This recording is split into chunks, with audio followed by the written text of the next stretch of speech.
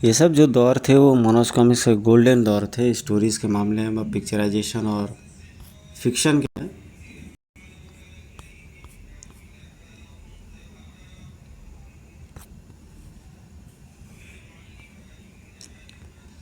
और ये सारी की सारी स्टोरीज़ क्या थे, बिल्कुल कल्पना का बेहतरीन नमूना।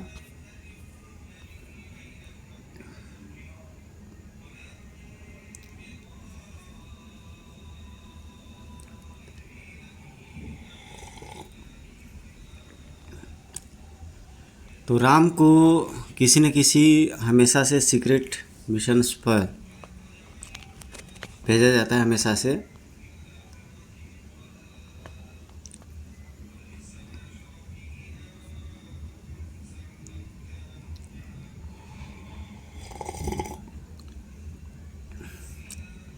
कुछ ही क्षणों में हवा से बात कर रही थी राम की बहन। मैं तुमसे 2 प्रश्न पूछने की जरूरत कर सकता हूँ राम? पूछो वीर हनुमान, क्या पूछना चाहते हो? मेरा पहला प्रश्न यह है कि हम कश्मीर जाते समय गर्म कपड़े साथ में ले जाएंगे या नहीं, क्योंकि वहाँ ठंड बहुत पड़ती है। वाह, क्या घटिया प्रश्न किया है, दिल जलकर राख हो गया। अब लगे हाथों अपना दूसरा प्रश्न भी पूछ डालो। हे, क्या है नाराम कि तुम्हारी यह प्यारी प्यारी क्रांतिकारी बातें सुनकर मैं दूसरा प्रश्न ही भूल गया। सुनकर मुझे महान खुशी हुई। कश्मीर, भारत माँ का मुकुट, धरती का स्वर्ग। किंतु पिछले कुछ सालों से ईश्वर को नरक बनाने पर तुली हुई हैं कुछ नापाक शक्तियाँ, चंद सिरफिरे लोग, एक ईर्ष्यालु पड़ोसी देश और कश्मीर की धरती पर काले नाग से कुंडली मारे वह शख्स जिसे हम आपको इसी कथानक में आगे मिलवाएंगे। फिलहाल मिलिए उसके टुकड़ों पर पड़ने वाले चंद कुत्तों से। ये है टेरर गैंग।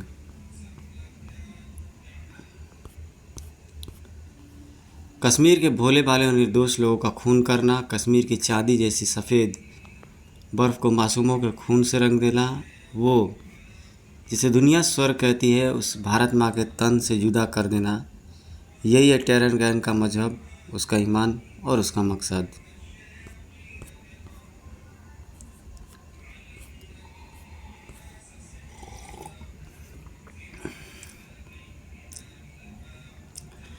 किंतु टेरर गैंग के ये 2 आदमी राजनगर में क्या कर रहे हैं? पांगा की योजना अच्छी तरह से याद है ना असगर? हाँ चंगेज, भूल ही कैसे सकता हूँ। कुछ ही दूरी पर जो टैगोर भवन दिख रहा है ना, उसी में शुरू होने वाली भारत और पाकिस्तान के मुख्य सचिवों की बैठक। हमें बैठक पूरी नहीं होने देनी है। बैठक शुरू होगी ही नहीं तो पूरी होने का प्रश्न ही नहीं उठता। ठीक 10 मिनट बाद टैगोर भवन नामक उस इमारत के सामने भारत के मुख्य सचिव की कार रुकी। टैगोर भवन के चारों तरफ सुरक्षा का माकूल इंतजाम है ना? Yes sir. चींटी को भी इस इमारत के आसपास फटकने से पहले हमारी इजाज़त लेनी होगी। किंतु उसका क्या करे जब मौत किसी अन्य रूप में आए? अरे वो टॉय कार कैसी है, किसी बच्चे की शरारत लगती है। और वो टॉय पिजन, वो टॉय प्लेन, अनेक रूपों से हर दिशा से टैगोर भवन की तरफ बढ़ती चली आ रही थी टॉय फौज।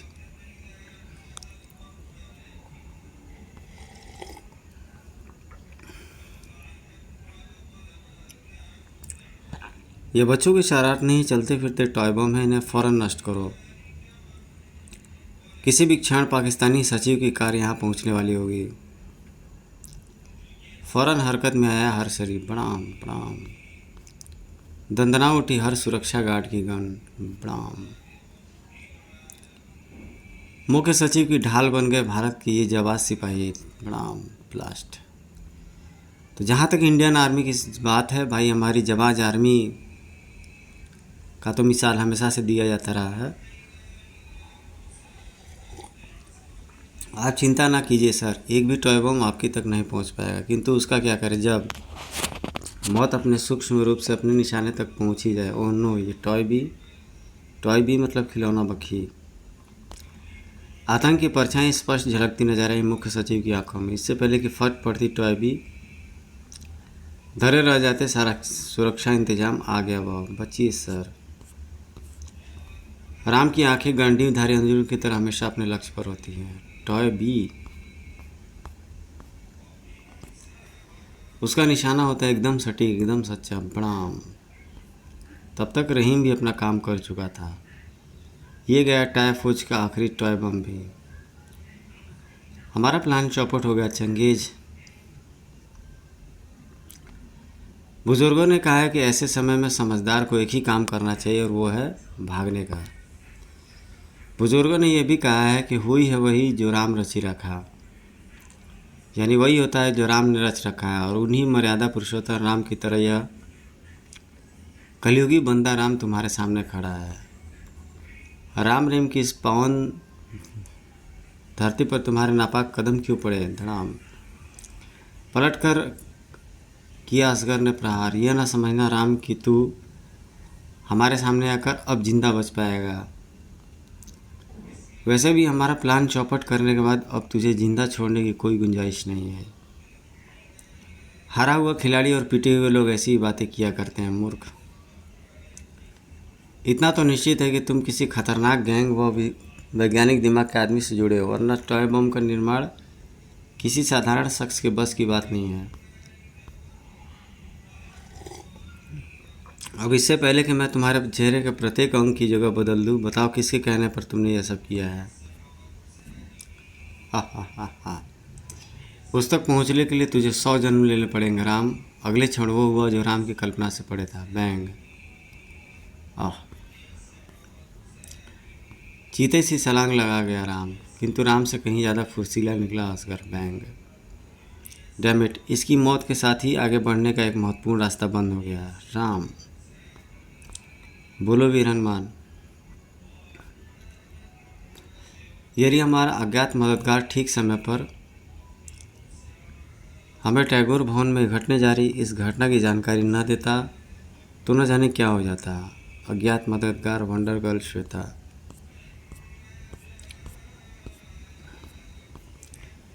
इतना तो पक्का है कि इस घटना के पीछे किसी टेररिस्ट गैंग का हाथ है और उसकी जड़ें कश्मीर में ही हो सकती हैं। हमें इसी पल कश्मीर के लिए रवाना होना है रहीम, मगर वो गर्म कपड़े भी साथ ले लेते। नहीं नहीं, कुछ नहीं। काश वो देख पाते उसे जो बड़ी देर से उन पर नज़र रखे हुआ था। फौरन पंगा को सूचित करना होगा। जम्मू कश्मीर के डोडा ज़िले से 50 किलोमीटर दूर है ऊंची पहाड़ी पर बनी यह छोटी सी इमारत। दूर दूर तक फैले घने जंगल व हजारों फीट गहरी खाइयों के कारण ही यह जगह आतंकवादियों का स्वर्ग मानी जाती है। यह आतंकवादियों का सरताज पांगा।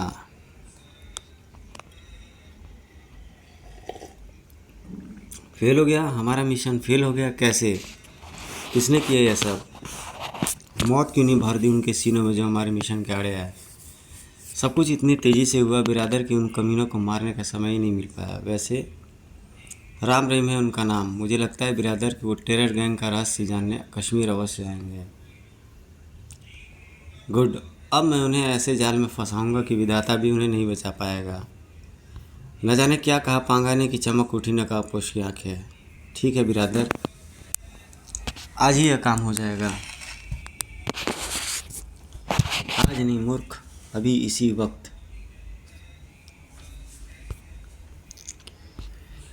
डोडा जिले की एक घनी बस्ती जहां अचानक कहर बनकर टूट पड़ा था टेरर गैंग। धड़ाम धड़ाम। कैसे कैसे शक्तिशाली लोगों से लैस था टेरर गैंग। जम्मू कश्मीर का बच्चा बच्चा जानता है कि जब बुलेट प्रूफ कश्मीर की सड़कों पर निकल आता है तो सैकड़ों जिंदगियां बुलेट प्रूफ के आगे मौत की पनाह मांगती नजर आती हैं।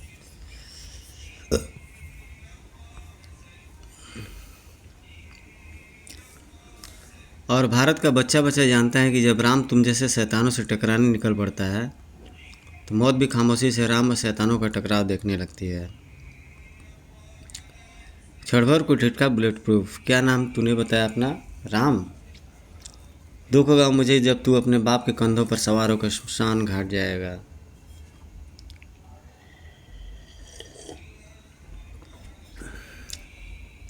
और सभी लोग तेरी अंतिम यात्रा में रोएंगे।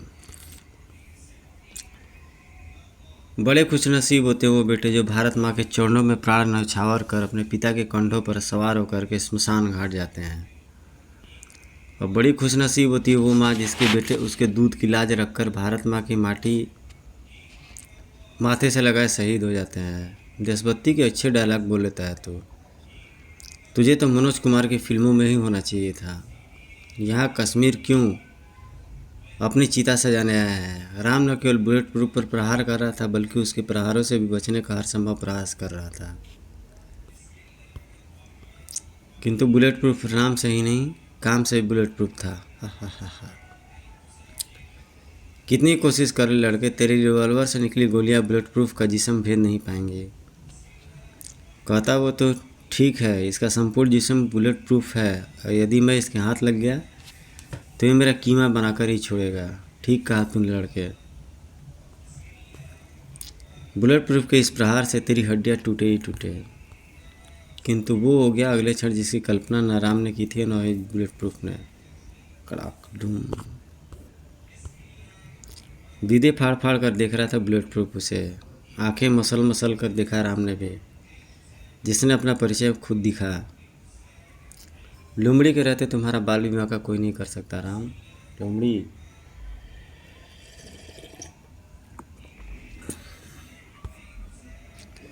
इसी बीच टेरर गैंग के 4-5 व्यक्तियों ने किया एक साथ हमला। किंतु लोमली नामक इस बिजली का बचाव भी उतना ही शानदार था। न केवल बचाव बल्कि पलट कर किया आक्रमण भी। लुमड़ी के पहने नाखूनों से अपनी खाल कैसे बचा पाएगा तू। मौत का दूसरा नाम है लोमड़ी। बुलेट प्रूफ के रास्ते में आकर तूने अपनी जीवन का शेष दिन अपने ही हाथों ख़त्म कर डाला शैतान की अम्मा। बुलेट प्रूफ के फेंके उस शक्तिशाली बम पर न केवल चिता से झपटा राम बल्कि दक्ष क्रिकेटर की भांति उसे लपक कर वापस बुलेट प्रूफ की तरफ लौटाया। अब इसे बुलेट प्रूफ का सौभाग्य कहें या राम का दुर्भाग्य कि बम के रास्ते में निरीह परिंदा आ गया। हुआ गगनभेदी विस्फोट।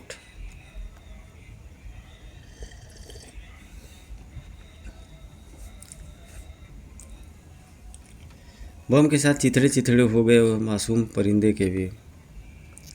पल भर के लिए चारों तरफ आग और धुएं का बवंडर सा उठा और धुआं छटने के बाद सिवाय हाथ मलने के कुछ ना बचा था अब राम के लिए। भाग गया कम वक्त।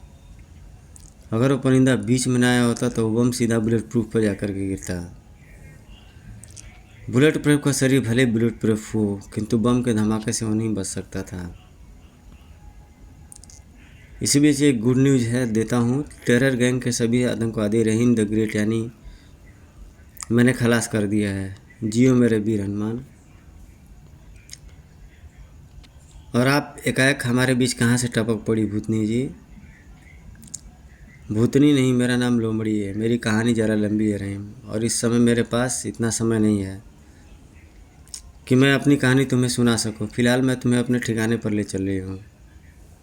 न जाने कैसा चुंबकीय आकर्षण था लोमड़ी की आंखों में कि लोमड़ी की बात मानने पर मजबूर हो गया राम रहीम। यह हमें कहाँ लिए जा रही है राम, पता नहीं वीर हनुमान। किंतु राम का दिमाग इस समय भी बड़ी तेज़ी के साथ काम कर रहा था। लोमड़ी की आड़ में कहीं है दुश्मन की चाल तो नहीं है। एक कहाँ से आई है और वह परिंदा अचानक ही बुलेट प्रूफ के सामने कैसे आ गया। इस सनसनीखेज टकराव से दूर वातावरण के सन्नाटे को भेदे जा रहा था सेना के ट्रक, जो अपनी रोजाना की नियमित गश्त पर निकला था। जब से कश्मीर में आतंकवादियों की हलचलें बढ़ी हैं, मैं एक दिन के लिए भी राजनगर नहीं जा पाया हूँ। न जाने मेरा बेटा राम और मेरे बेटे व बेटे से भी बढ़कर मेरा लाडला रहीम कैसा होगा। ट्रक में सवार थे कर्नल लगाओ। वैसे मुझे पूरी आशा है कि मेरी प्रार्थना पर सरकार राम रहीम को पांगा का नाश करने के लिए कश्मीर अवश्य भेजेगी। मुझे पता नहीं था कि राम रहीम देश के हीरे हैं और दोनों देश की गुप्तचर संस्था सीक्रेट सर्विस से जुड़े हुए हैं। राम रहीम के नए पाठकों के लिए प्रिय दोस्तों, कर्नल राघव राम के पिता हैं। वो सेना में कर्नल के पद पर कार्यरत हैं। आजकल उनकी ड्यूटी आतंकवादियों से निपटने के लिए कश्मीर के डोडा जिले के निकट लगी हुई है। कर्नल राघव के बारे में विस्तार से जानने के लिए पढ़ें राम रहीम के पुराने सदाबहार कॉमिक्स।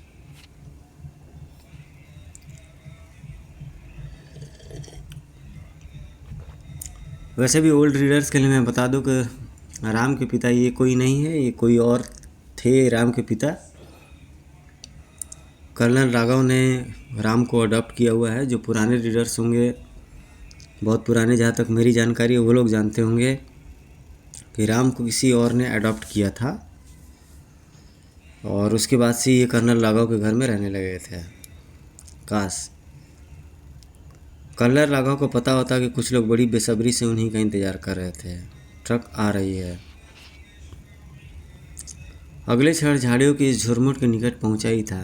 यह गया स्मोक बम। स्मोक बम के अत्यंत निकट जाकर गिरा था। एक पल, सिर्फ एक पल के लिए कर्नल राघव की आंखों में नाच उठे ढेर सारे प्रश्न चिन्ह।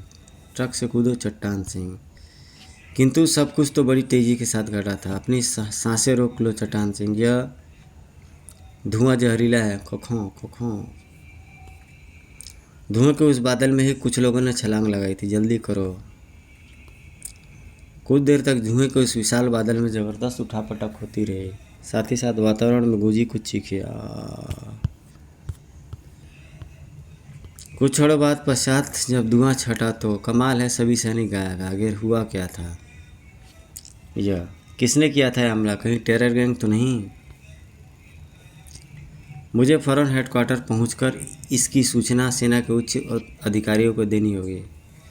काश कर्नल राघव जानते कि पिछले कुछ क्षणों में ही कितना कुछ घट गया था, और जो कुछ घटा था वो कर्नल राघव के लिए ही किसी प्रलय से कम नहीं था। राम रहीम को लिए इस छोटी सी गुफा में पहुंची हुआ। यही मेरा ठिकाना है राम। दुनिया की नज़रों से दूर इस ठिकाने का पता मैं आज के बाद मेरे अलावा तुम दोनों जानते हो। क्या ठिकाना बनाया है भूतनी जी, मेरा मतलब लोमड़ी जी। इसे तो सीता माता का पता लगाने के लिए भगवान रामचंद्र के विशेष कृपा पात्र भक्त हनुमान जी भी नहीं खो सकते।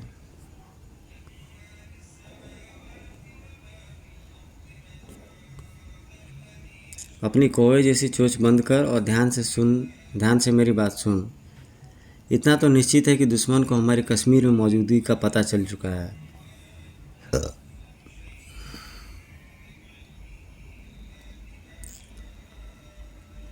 बुलेट प्रूफ के पराजय व टेरर गैंग के कई लोगों की हमारे हाथ हुई मौत से तिल मिलाकर वह हर हालत में हमें ढूंढने की कोशिश करेगा। इसी बीच हमें उस पर दूसरी चोट करनी ही पड़ेगी। वो कैसे? वैसे वीर हनुमान, हमें दुश्मन की उस कमज़ोर नस पर हाथ रखना है जिसके दम पर वह कश्मीर की बर्फ़ को खून से रंग रहा है। और दुश्मन की एक ऐसी कमज़ोर नस की जानकारी मुझे है।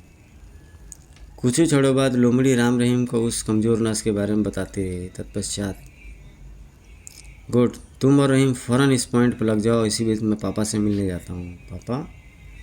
हाँ, मेरे पापा कर्नल राघव, जो सेना में कर्नल हैं और जिनकी पोस्टिंग आजकल डोडा ज़िले में है। हालांकि हमारा मिशन अत्यंत गुप्त है, किंतु पापा की मदद से हम जल्द से जल्द दुश्मन की गर्दन तक पहुँच सकेंगे। ओके राम, हम जल्द से जल्द तुम्हें कामयाबी की सूचना देंगे। गुफा से बाहर निकलते समय एक बात तो मैं तुम्हें बताना ही भूल गया। कौन सी बात? यही कि बुलेट प्रूफ और बम के बीच में अचानक वो जो परिंदा आ गया था वो नकली था। बाहर से खुला रह गया रहीम और लोमड़ी का मुँह। हाँ, ये देखो। भला भगवान ने किसी पक्षी को लोहे के पंख दिए हैं क्या? लोहे के पंख का यह टुकड़ा मैंने तुम दोनों की नज़र से बचाकर उठा लिया था। मेरा माथा तभी ठाना गया था जब बम के परिंदे से टकराते ही 2 धमाके हुए थे, जबकि एक बम के फटने पर तो एक ही धमाका होना चाहिए था। ओ माय गॉड, सचमुच क्या पॉइंट पकड़ा है तुमने राम। नियर माइंड मेरे वीर हनुमान, भगवान तुम्हें भी ऐसी सद्बुद्धि प्रदान करे। सुरक्षा बलों को मुँह चिढ़ाती पहाड़ी की चोटी पर स्थित पांगा हाउस। यदि ठीक वक्त पर हम टॉय बर्ड न भेजते तो वह टॉय बर्ड की बजाय तुम्हारे चिथड़े उड़ा देता। यह मेरी पहली पराजय थी बिरादर। मुझे दुख है कि मैं राम रहीम व अचानक न जाने कहाँ से आई उस लोमड़ी के हाथों टेरर गैंग के सदस्य को न बचा सका। हमने तुम्हारी पहली पराजय माफ़ की बुलेट प्रूफ, किंतु अगली बार पराजित होने पर अपना कफन साथ लेकर के आना। एक गुड न्यूज़ है बिरादर। न जाने क्या कहा उसने, सुनकर उछल पड़ा पांगा। शाबाश, यह हुई ना शानदार खबर। अब फंसेगा वो छोकरा। क्या क्या नाम बताया तुमने उसका? राम।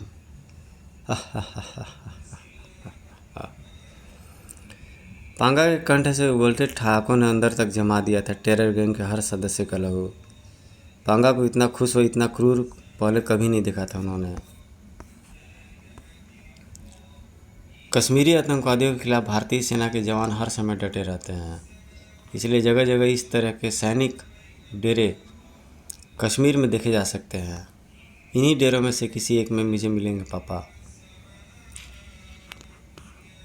डेरे से थोड़ी दूर झाड़ियों के पीछे से आती एक जानी पहचानी आवाज़ को सुन ठिठक पड़ा राम।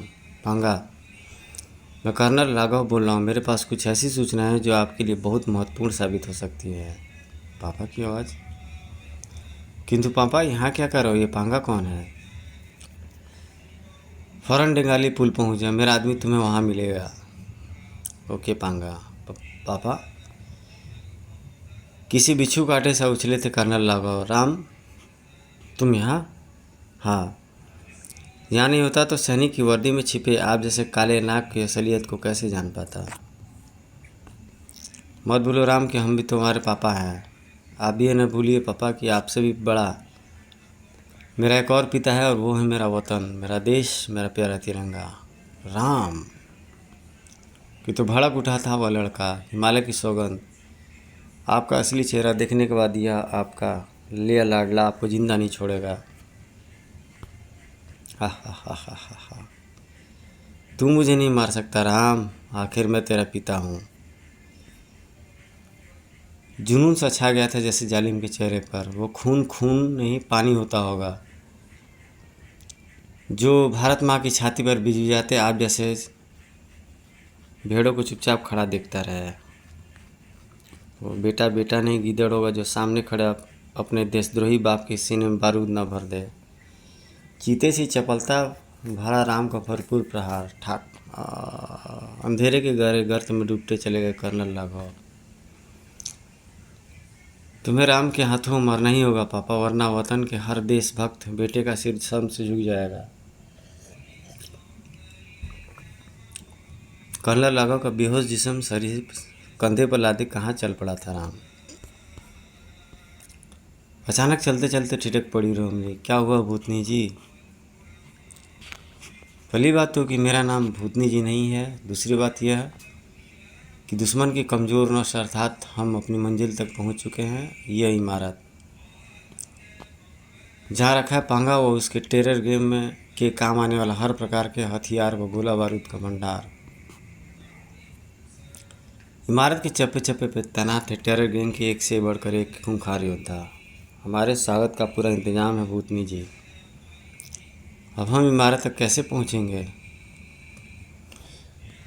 तुम्हारे इस कंप्यूटराइज्ड हाथ की बदौलत। अब मेरी बात ध्यान से सुनो, हमें क्या करना है। कुछ ही देर में लोमड़ी से बात सुनते रहने के बाद हरकत में आ रहे हैं। जा मेरे प्यारे हाथ, तू ही देता है मुसीबत में रहीम दी ग्रेट का साथ। तेजी से इमारत की तरफ बढ़ता चला जा रहा था रहीम का हाथ। झूम। यही वो पल था जब चौकी लोमड़े वो चमगादड़ कैसा रहीम? वो चमगादड़ नहीं है लोमड़ी, वो टाइम है। अहनो अपना हाथ वापस बुलाओ रहीम। किंतु अब समय कहाँ था हाथ को वापस बुलाने का। प्रणाम। अब क्या होगा लोमड़ी? मेरा हाथ तो टॉय बम के एक टकरा कर नष्ट हो गया। एक बार फिर अपाहिज हो गया मैं। दुश्मनों को हमारी भनक लग चुकी है रहीम, यहाँ से भागो। इतनी जल्दी भी क्या है लोमड़ी, अभी तो ये खेल शुरू हुआ है। बुलेट प्रूफ को तुम्हारा इंतज़ार था। Bullet proof? हा हा हा हा हा। आखिर अपनी पराजय का बदला जो लेना है तुमसे। बुलेट प्रूफ के उस अप्रत्याशित वार ने संभलने का मौका कहाँ दिया रहीम लोमड़ी को। एक तो मेरा हाथ नष्ट हो गया, ऊपर से बुलेट प्रूफ ने हमें कैद कर लिया है। यह तूने कहाँ फंसाया ला फंसाया भूतनी, ले चलो इन्हें। यह तो निश्चित था कि रहीम और लोमड़ी एक भारी मुसीबत में फंस चुके थे। इधर कश्मीर की धरती से बहुत दूर राजनगर के कहीं बाहर स्थित इस खंडर में प्रवेश किया उसने।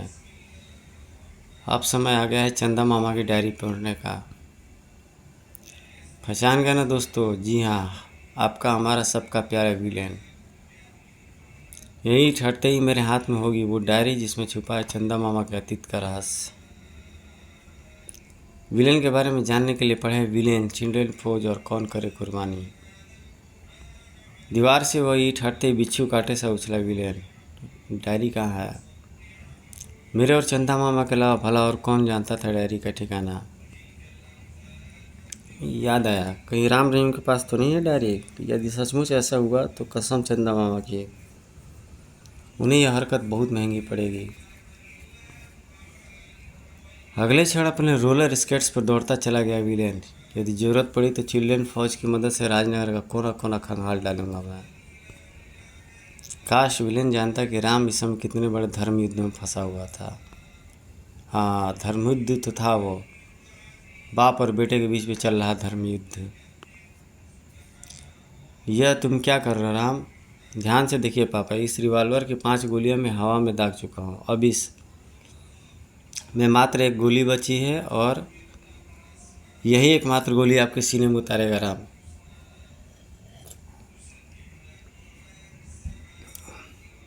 अपनी माँ के बारे में सोच रहा हूँ। अपनी माँ का सुहाग उजाड़ते तेरे हाथ नहीं कांपेंगे। गलत कहा पापा, आपने बिल्कुल गलत कहा। बल्कि खुशी से पागल हो उठेगी मेरी माँ जब यह सुनेगी कि उसके बेटे राम के हाथ अपने रावण समान बाप की छाती में बारूद भरते समय एक पल के लिए भी नहीं कँपाया। इस रिवॉल्वर की केवल एक गोली मैंने रखी है ताकि आपके सीने में उतारते समय कहीं आपके बेटे का निशाना न चूक जाए। इस गोली पर सिर्फ आपका नाम लिखा है पापा। उधर आपकी पलकें झपकेंगी, इधर गोली चलेंगी। अब देखना यह है कि आप कितनी देर तक पलकें न झपकाकर अपनी आने वाली मौत को रोक पाते हैं। झपकने से इनकार कर दिया कर्नल लागो की पलकों ने। ट्रिगर पर कस गई जालिम की उंगली। अब उसे इंतजार था कर्नल लागो की पलकें झपकने का। मेरे चहेते पाठकों, आप भी सोच रहे हैं न कर्नल लागो कब तक अपनी पलकें न झपकाएंगे? कब तक वह अपनी आने वाली मौत को रोक पाएंगे? आगे क्या मोड़ लेगी यह कहानी, ये जानने के लिए आपको इंतज़ार करना होगा आगामी अंक, जिसका नाम है भारत माता कहे पुकार के। और आपकी यह लेखक जोड़ी कर रही है आपके पत्रों का इंतज़ार इस पते पर। महेंद्र भरत 5/17 बी, रूपनगर, दिल्ली 7।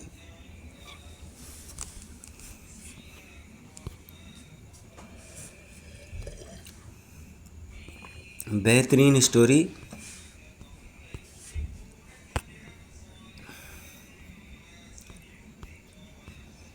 ये सब कॉमिक्स भी खोजने पर मिल जाती है। उसमें 2-3 पर मैं वीडियो भी बना चुका हूँ।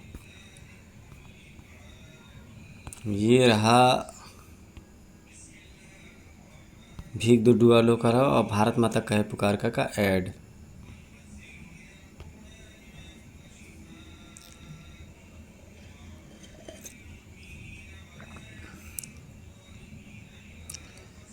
वैसे मैं इस पे बना चुका हूँ और वीडियो भी है मेरे प्लेलिस्ट में। और कॉमिक्स ट्यूब नाम से मैंने एक नया चैनल स्टार्ट किया है मित्रों, आप लोग थोड़ा उसको लाइक शेयर सब्सक्राइब करके सपोर्ट कीजिए। क्योंकि प्रशांत कॉमिक्स से मैं कभी कभी प्रशांत एस्ट्रोलॉजी नाम का भी चैनल बनाता हूँ, क्योंकि ज्योतिष में मेरा इंटरेस्ट है। इस वजह से कश्मीर की चांदी जैसी श्वेत बर्फ़ पर लड़ी गई एक अनोखी जंग, जिसमें एक तरफ है राम रहीम तो दूसरी तरफ है पड़ोसी देश के टुकड़े पर पड़ने वाले चंद भेड़िए। आतंक की कोख से जन्मे चंद नाजायज वहशी दरिंदे माँ का आंचल तार तार किए जा रहे हैं, और मेरी भारत माँ चीख चीख कर अपने शेर जैसे बेटों को पुकार रही है। गजब का डायलॉग राइटर्स लिखते थे उस समय, भारत माता कहे पुकार के। और ये रहा भीख दूध वालों शानदार कॉमिक्स। साहेबान कदरदान आइए, अमेरिका रिटर्न, भिखारी को भिखारी। सिर्फ एक दिन के लिए पहाड़े हैं क्रुकबॉन्ड जी, इनकी दुआओं से अमेरिका के कई कंगाल करोड़पति बन गए। आप भी आइए, करोड़ दीजिए भीख और लीजिए करोड़पति बनने की दुआ। उपर्युक्त राज के बाद आपको हम नहीं हास्य से भरपूर हमारी चित्रकथा बताएगी, जिसका नाम है भीख दो दुआ लो। अरे यह क्या कटोरा, यह तो अपना क्रुकबॉन्ड है, पर यह हाथ में कटोरा, तन पर चिथड़े, होठ पर डुबाया। आखिर क्या है इनका राज?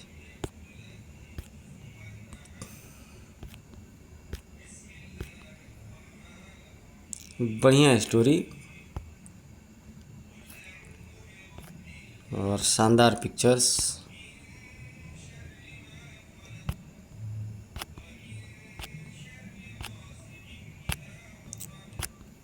बहुत बेहतरीन उस समय श्रृंखलाएँ बन रही थी जिस समय ये सब कॉमिक्स आती थी। और संयोग से ये बिल्कुल आखिरी दौर की कॉमिक्स थी राम रहीम की। उस दौर में सिकंदर भी आ चुके थे, जो कि काफ़ी ज़्यादा प्रीमियम कैरेक्टर बन चुके थे।